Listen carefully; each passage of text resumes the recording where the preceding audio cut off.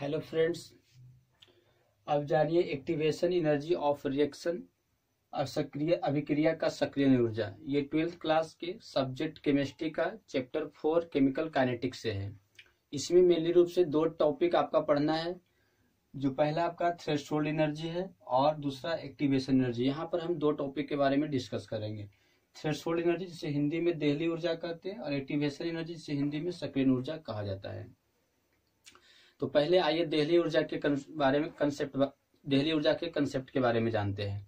What is the threshold energy? Threshold energy क्या होता है? तो जैसे कि आप जानते हैं कि आपका कोलिजन थ्योरी के आधार पर कि जब रिएक्टेंट के अणु एक दूसरे से कोलाइड करता है, टक्कर करता है, तो आपका क्या होता है, इसके टक्कर के परिणाम स्वरूप अभिक्रिया संपन्न होती है।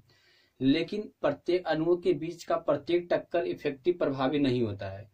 कुछ टक्कर ऐसे भी होते हैं जो अप्रभावी होते हैं और अप्रभावी टक्कर होने के कारण नॉन इफेक्टिव कोलिजन होने के कारण अभिक्रिया संपन्न नहीं होती है। तो अभिक्रिया उसी टक्कर अणुओं के उसी टक्कर से होती है जो क्या होता है, इफेक्टिव होता है, प्रभावी होता है। अब यहाँ पर जानना है कि अणुओं के प्रभावी टक्कर होने के लिए अणुओं को कुछ आपका एनर्जी का रिक्वायरमेंट होता है। अब है जो एनर्जी का रिक्वायरमेंट होता है जिस पर टक्कर प्रभावी हो, इफेक्टिव हो, उस एनर्जी को ही क्या कहते हैं, थ्रेशोल्ड एनर्जी कहते हैं। तो थ्रेशोल्ड एनर्जी का सिंपल डिफिनेशन क्या हो जाएगा कि अभिकारक के अणुओं के लिए वह न्यूनतम ऊर्जा जिस पर अभिकारक के अणु का टक्कर प्रभावी हो, यानी अर्थात जिस पर अभिकारक के अणुओं के टक्कर होने से अभिक्रिया संपन्न हो, यानी अभिकारक से प्रतिफल प्राप्त हो, उस न्यूनतम ऊर्जा को ही थ्रेशोल्ड एनर्जी यानी देहली ऊर्जा कहते हैं। सिंपल हो गया। अब ये जानना है कि रूम टेम्परेचर पर प्रत्येक रिएक्टेंट के अणुओं का जो एनर्जी होता है वो थ्रेशोल्ड एनर्जी से क्या होता है, कम होता है। तो कम होता है तो रिएक्शन करने के लिए यानी इफेक्टिव कोलिजन करने के लिए उसे हमें हीट या लाइट के रूप में बाहर से एनर्जी देना पड़ता है। अब बाहर से एनर्जी जब उसको हम देते हैं मॉलिक्यूल्स के, तो उसका एनर्जी बढ़कर थ्रेशोल्ड के बराबर या उससे क्या होता है, ग्रेटर हो जाता है। तो जब अणु का एनर्जी थ्रेशोल्ड से ग्रेटर हो जाता है तो वहां पर कोलिजन क्या हो जाएगा, इफेक्टिव हो जाएगा। तो अब यहाँ पर क्या है कि मॉलिक्यूल्स का यानी अभिकारक के अणुओं के ऊर्जा को थ्रेशोल्ड एनर्जी तक पहुंचाने के लिए जो हम बाहर से अतिरिक्त एनर्जी दे रहे हैं, उस अतिरिक्त एनर्जी को ही क्या कहते हैं, एक्टिवेशन एनर्जी कहते हैं। इसको आप समझिए थोड़ा सा ग्राफ एग्जाम्पल से। जैसे कि सपोर्टेड रूम टेम्परेचर पर मान लेते हैं, रूम टेम्परेचर पर आपका मॉलिक्यूल का जो एनर्जी है, सपोर्टेड मान लेते हैं आपका एनर्जी जो है E1 है ना, E1 रूम टेम्परेचर पर जो एनर्जी क्या होगा आपका E1 मान लेते हैं, ठीक है। अब इसमें हमें क्या चाहिए, अब ये जो है आपका इसके मॉलिक्यूल जो आपका कोलाइड करेगा, टक्कर करेगा, वो इफेक्टिव नहीं हुआ, क्या आपका नॉन इफेक्टिव कोलिजन होगा। क्या आपका नॉन इफेक्टिव मतलब अप्रभावी। तो नॉन इफेक्टिव हो रहा है तो इस एनर्जी पर ये रिएक्शन नहीं कर रहा है, टक्कर हो रहा है लेकिन रिएक्शन नहीं कर रहा है। अब इससे हमें क्या करना है, इफेक्टिव करना है। तो इफेक्टिव करने के लिए क्या करना पड़ेगा, हमें बाहर से एनर्जी इसको सप्लाई करना पड़ेगा। इसको बाहर से एनर्जी सप्लाई कीजिएगा, किस रूप में कीजिएगा, या तो कहीं लाइट के रूप में कर सकते हैं या तो आपको हीट के रूप में कर सकते हैं, लाइट के रूप में या तो क्या रहेगा आपका हीट के रूप में। अब इससे बाहर से एनर्जी सप्लाई करते हैं। अब बाहर से एनर्जी जो सप्लाई कर रहे हैं उसको E मान लेते हैं, क्या मान लेते हैं, E समझ यहाँ पर। अब इसने पहले से एनर्जी था E1, अब बाहर से एनर्जी हमने सप्लाई की है E, तो दोनों मिलकर यदि हो गया ET का मतलब क्या, थ्रेशोल्ड एनर्जी, क्या हो जाएगा, थ्रेशोल्ड एनर्जी। तो दोनों मिलकर यदि हो गया थ्रेशोल्ड एनर्जी तो आपका ये क्या कहलाएगा, एक्टिवेशन एनर्जी कहलाएगा। क्या कहलाता है आपका, एक्टिवेशन एनर्जी। समझ रहे, कैसे समझ रहे हैं। यानी मॉलिक्यूल का जो रूम टेम्परेचर पे एनर्जी था E1 था, लेकिन ये आपका कोलिजन तभी, इसका कोलिजन इफेक्टिव तभी होगा, यानी ये रिएक्शन तभी करेगा जब इसका एनर्जी क्या हो जाएगा, ET हो जाएगा, यानी थ्रेशोल्ड एनर्जी होगा, तभी आपका ये क्या करेगा, रिएक्शन करेगा। तो ET लाने के लिए हमें क्या करना है, बाहर से कुछ एनर्जी से सप्लाई करना है। तो बाहर से जो एनर्जी दे रहे हैं ये दे रहे हैं, तो जो बाहर से अतिरिक्त एक्स्ट्रा एनर्जी दे रहे हैं उसी को हम क्या कहते हैं, एक्टिवेशन एनर्जी। तो E जो है ये क्या कहलाएगा आपका, एक्टिवेशन एनर्जी कहलाएगा। इसको हम क्या कहते हैं, एक्टिवेशन एनर्जी। तो यहाँ पर आप कंसेप्ट ये बोल सकते हैं ना कि थ्रेशोल्ड एनर्जी जो होता है आपका क्या हो जाए, आपका average kinetic energy of molecules of reactant plus क्या हो जाएगा आपका एक्टिवेशन एनर्जी। तो आपका हो जाएगा एक्टिवेशन एनर्जी बराबर इक्वल टू हो जाएगा एक्टिवेशन एनर्जी इक्वल टू हो जाएगा threshold energy minus average kinetic energy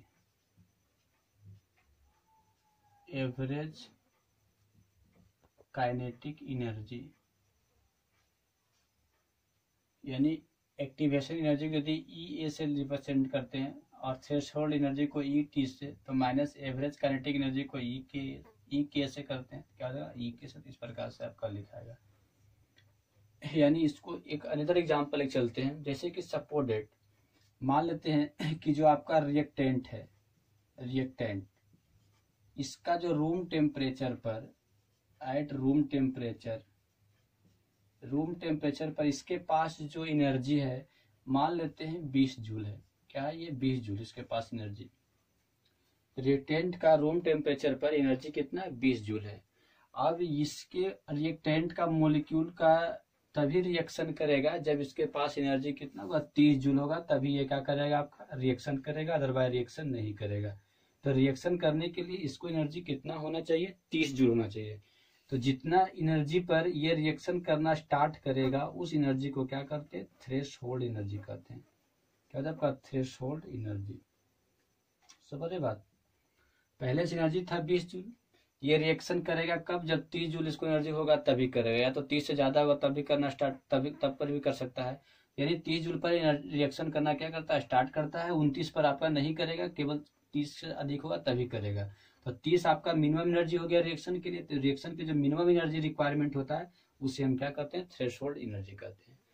अब है 20 जूल से 30 जूल लाने के लिए, 20 जूल से 30 जूल करने के लिए आपको एक्स्ट्रा एनर्जी कितना देना पड़ा है, एक्स्ट्रा एनर्जी बाहर से कितना देना पड़ा है तो 10 जूल देना पड़ा है, तब ये 30 हो जाएगा। अब ये जो 10 जूल एक्स्ट्रा एनर्जी दिए हैं ये आपका क्या कहलाएगा एक्टिवेशन एनर्जी कहलाएगा। क्या कहलाएगा आपका एक्टिवेशन एनर्जी। तो आपका दोनों कंसेप्ट आसानी से समझ गए होंगे, थ्रेशोल्ड एनर्जी क्या होता है और एक्टिवेशन एनर्जी क्या होता है। अब इसने 20 जूल था, 10 जूल अपने बाहर से दिए और ये हीट के रूप में होगा या तो लाइट के रूप में मिलेगा। इसको 30 मिल गया, रिएक्शन करना स्टार्ट कर देगा तो आपको प्रोडक्ट फिर दे देगा, है ना। जब रिएक्शन करना स्टार्ट होगा तो फिर क्या मिल जाएगा प्रोडक्ट मिल जाएगा।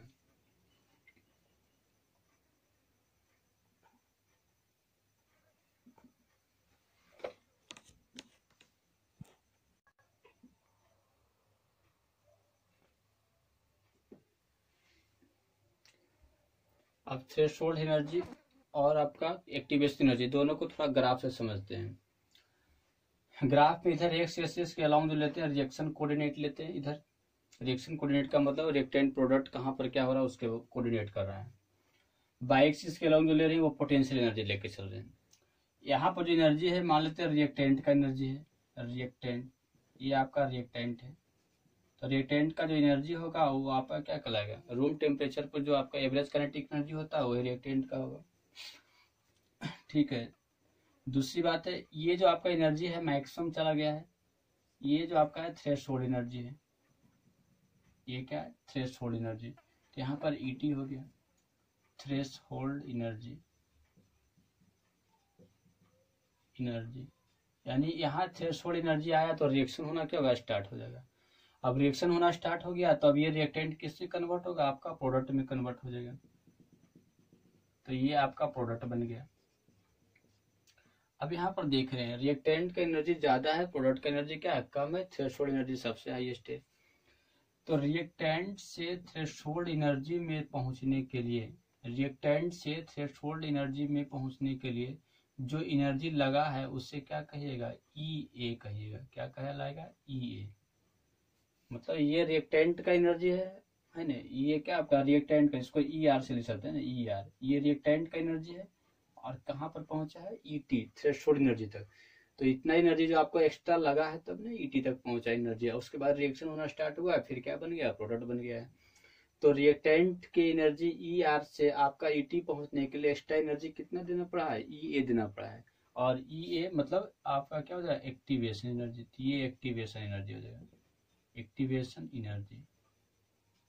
दूसरी बात, आप यहाँ पर देख रहे हैं रिएक्टेंट का एनर्जी ज्यादा है और आपका प्रोडक्ट का एनर्जी ईपी क्या आपका कम है, ये भी देख रहे हैं। तो यहाँ पर क्या कर सकते हैं कि ये आपका रिएक्टेंट का एनर्जी था और ये आपका क्या है, प्रोडक्ट का एनर्जी है। तो इतना जो एनर्जी होगा ये इवॉल्व हुआ है ना, ये क्या होगा, इवॉल्व मतलब बाहर निकल गया है। तो ये आपका इवॉल्व एनर्जी कहलाएगा, इवॉल्व एनर्जी। मतलब क्या हो जाएगा, इसको बोल सकते हैं निष्कासित ऊर्जा या उत्सर्जित ऊर्जा, उत्सर्जित ऊर्जा हो गया। तो ये आपका एनर्जी क्या होगा, निकल गया, क्योंकि पहले से आपका ई आर था, मोर ई आर आपका ईपी से ज्यादा है। प्रोडक्ट बनने के बाद एनर्जी क्या होगा, ईपी हो गया। तो इतना एनर्जी क्या होगा आपका रिएक्टेंट से बाहर निकल गया। तो इस ग्राफ में आपने क्या समझा है कि पहले से रिएक्टेंट के पास एनर्जी ई आर था यहाँ से यहाँ तक, लेकिन रिएक्शन कब होगा, जब ईटी तक पहुंचेगा तब होगा। तो इसको हमने एक्स्ट्रा कितना दिए, ई एनर्जी दिए। तो आपका एनर्जी कहाँ तक चला गया, ईटी तक चल गया। यहाँ से रिएक्शन होना फिर क्या होगा, स्टार्ट हो गया। अब जब रिएक्शन होना स्टार्ट हो गया तो रिएक्टेंट से फिर क्या बन गया, प्रोडक्ट बन गया। अब रिएक्शन होने के बाद जो प्रोडक्ट मिला है उसका एनर्जी रिएक्टेंट से क्या हो रहा है, कम हो रहा है। यानी रिएक्शन के परिणाम स्वरूप कुछ ऊर्जा क्या हो रहा है, आपका बाहर निकल रहा है।